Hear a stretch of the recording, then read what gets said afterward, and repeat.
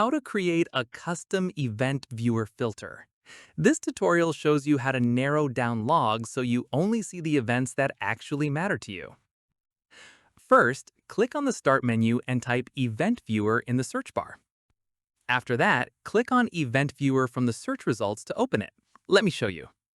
From there, expand Windows logs from the left side panel and click on the log you want to filter, such as System. At this point, click on Filter Current Log from the right side panel to open the filter options. In the next step, check the boxes next to the event levels you want to see, such as critical, warning, or error. Following this, set a date range using the logged dropdown if you only want to see recent events. Once done, enter specific event IDs in the field provided if you're looking for a particular type of error.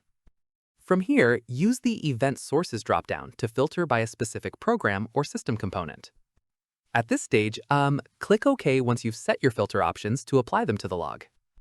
Following this, review the filtered list, which now only shows events matching your chosen criteria. Keep in mind, a custom filter only applies to the log you're currently viewing and resets if you switch logs. Finally, if you want to reuse this filter later, click on Save Filter to Custom View from the right side panel. And that's it. If this guide helped you create a custom event viewer filter, give it a like, subscribe for more Windows tutorials, and tap the bell icon for updates. See you in the next one.